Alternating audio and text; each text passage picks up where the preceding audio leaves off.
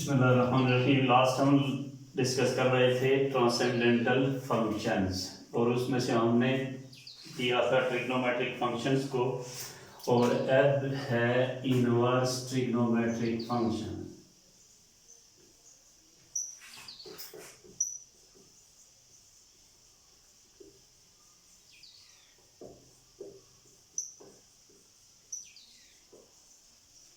Functions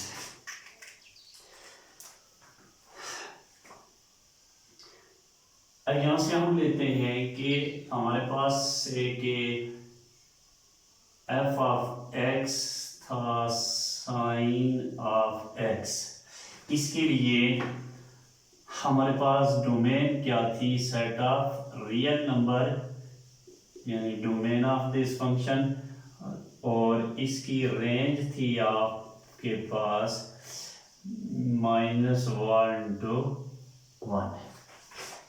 अब जैसे मैंने ऑलरेडी आपको ये बताया हुआ है कि तमाम ये ट्रिग्नोमेट्रिक फंक्शंस हैं, ये सर्कुलर फंक्शंस कहलाते हैं और ये पीरियोडिक फंक्शंस हैं, और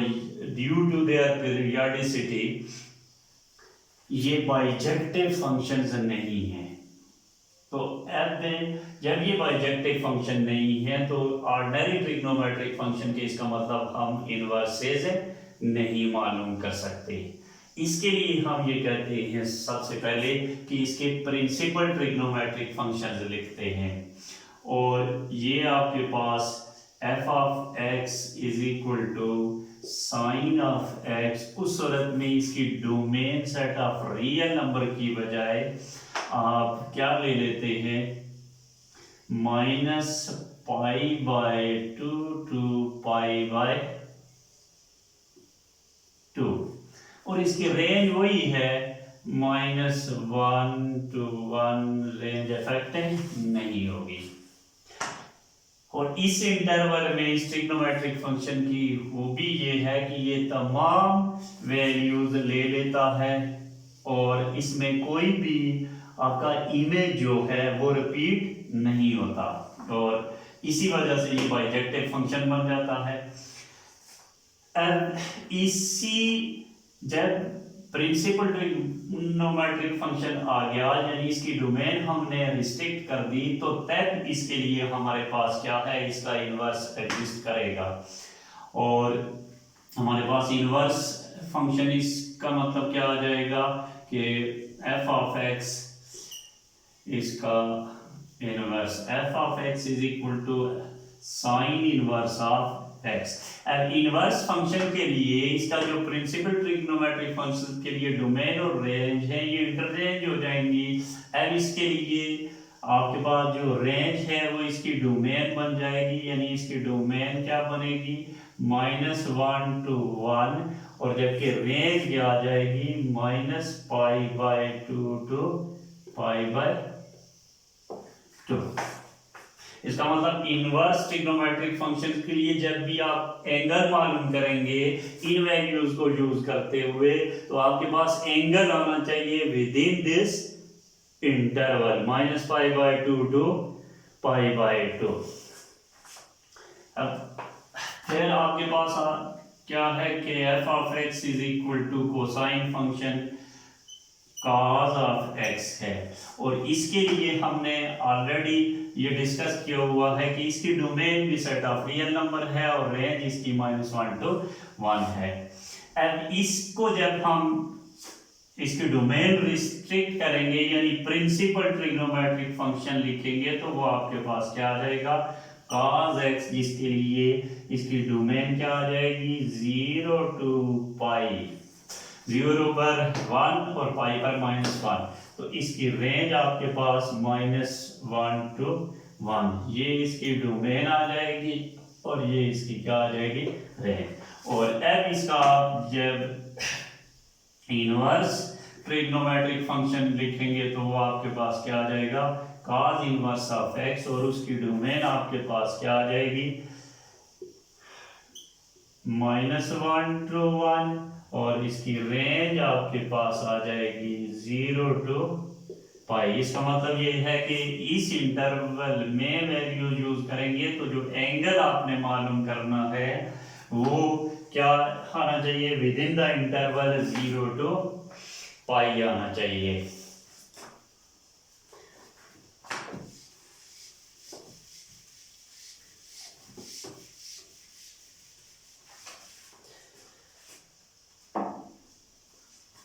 अब आपके पास क्या है कि f of x is equal to 10x है,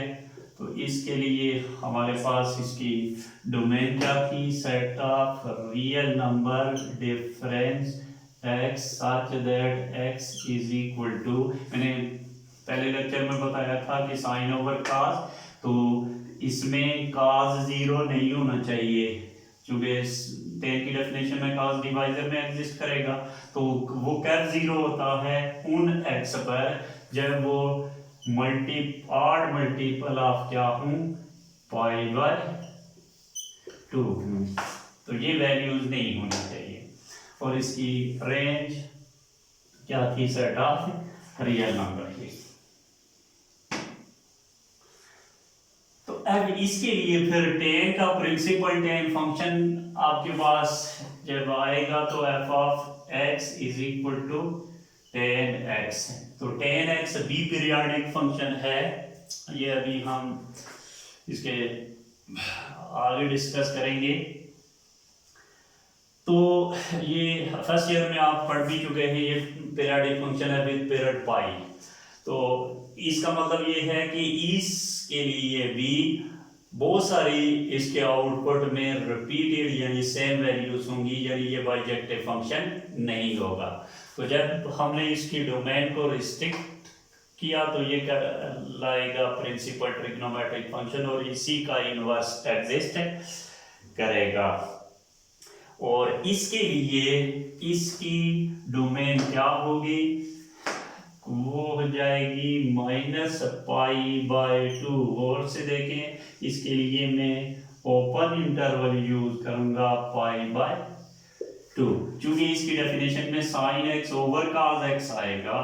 और cos x pi by 2 minus pi by 2 पर भी 0 हो जाएगा, पाई बाय 2 पर भी, ठीक है। लिहाजा ये एंड पॉइंट जो इस इंटरवल के हैं वो किसमें शामिल नहीं होंगे, इसीलिए मैंने इसको ओपन इंटरवल लिखा, ठीक। अच्छा, अब रेंज इसकी वही रहेगी सेट ऑफ रियल नंबर। अब आप इसका इनवर्स जब लिखेंगे तो वो आपके पास क्या आ जाएगा, f of x is equal to 10 inverse of x होगा और इसकी डोमेन क्या आ जाएगी, सेट ऑफ रियल नंबर, और जो रेंज आ जाएगी वो हो जाएगी minus pi by 2 to pi by 2, क्योंकि आपके पास अगर ये x है तो आपके पास under this mapping f output आपके पास f ऑफ x यानी जिसको आप y भी कहते हैं, एंड इस पर वापस मैपिंग अप्लाई करें तो f इनवर्स अप्लाई करें इस पर तो आउटपुट वापस ये आएगा, यानी डोमेन f इनवर्स के लिए ये बन जाएगी और रेंज इसकी क्या आ जाएगी, ये आ जाएगी। इसी वजह से हम हमारे पास पहले जो रेंज थी अब ये डोमेन बन गई और जो डोमेन थी अब रेंज बन जाएगी।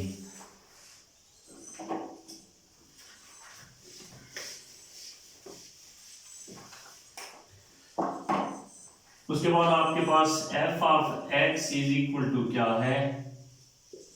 cot x है। तो अब cot x के लिए आपके पास क्या आ जाएगा, cos x over sin x। तो ऑर्डिनरी ट्रिग्नोमेट्रिक फंक्शन के लिए इसकी डोमेन हमने क्या की, r difference x such that x is equal to n pi, क्योंकि इसके डिवाइजर में क्या है साइन एक्स है, तो साइन एक्स किस पर 0 हो जाता है, n पाई पर, where n is any integer, और रेंज इसकी क्या होगी r। लेकिन ये भी कार्ड फंक्शन का पीरियड भी पाई है, ये भी इसका मतलब पीरियडिक फंक्शन है और इसके इमेज में बहुत सारी वैल्यूज रिपीट होंगी, इसका मतलब वो बाइजेक्टिव फंक्शन नहीं होगा। अब इसकी भी हम डोमेन रिस्ट्रिक्ट करेंगे तो उस सूरत में f of x is equal to cot x और अब इसकी डोमेन क्या आ जाएगी, जो आपकी काज के लिए थी, यानी 0 to पाई, इसमें भी क्या हो जाएगा, 0 शामिल नहीं होगा, पाई भी शामिल नहीं होगा, क्योंकि 0 साइन 0 भी 0, साइन पाई भी 0।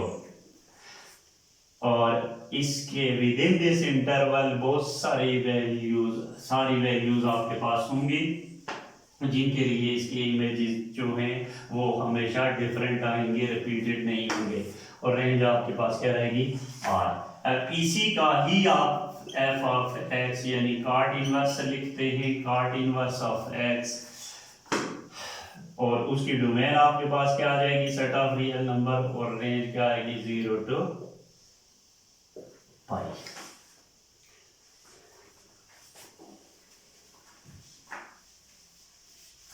अब आपके पास दो फंक्शन मजीद बचे, और वो कौन से थे, f of x is equal to आपके पास सीकेंट एक्स है, जिसके लिए आपने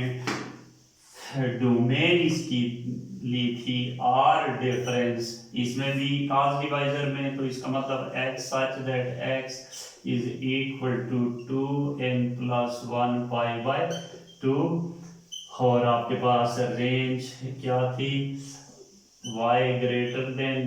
1, y लेस देन और इक्वल टू -1। तो अब इसके लिए जब आप इसका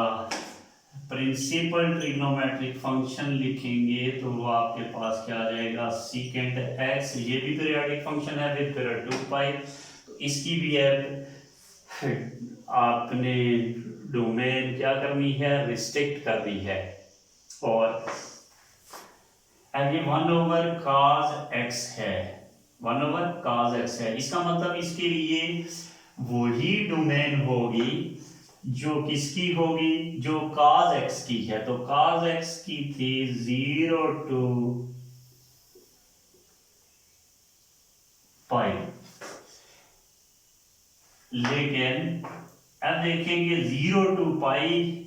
में पाई बाय 2 भी एग्जिस्ट करता है, जब पाई बाय 2 आएगा तो इस पर सीकेंट एक्स अनडिफाइंड हो जाएगा, यानी 1 ओवर cos 0 हो जाएगा, तो 1 ओवर 0 अनडिफाइंड, तो उस में इसका मतलब इस इंटरवल में से आप किसको शामिल नहीं कर सकते, पाई बाय 2 को, तो इसकी अब डोमेन रिस्ट्रिक्ट हो जाएगी 0 to pi difference pi bye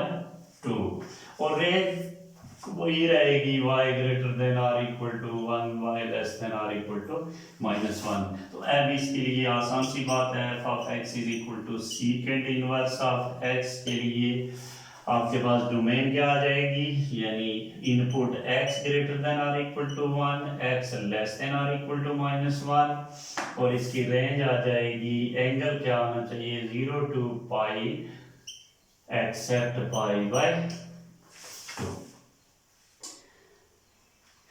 तो अब दूसरा सिंपल कोसिकेंट x के लिए f of x is equal to cosecant x है, तो इसकी डोमेन आप ऑलरेडी जानते हैं कि ऑर्डिनरी कोसिकेंट फंक्शन की बात कर रहा हूँ, इसके लिए आपके पास क्या है, डोमेन आपने क्या पढ़ी, r difference x such that x is equal to n pi,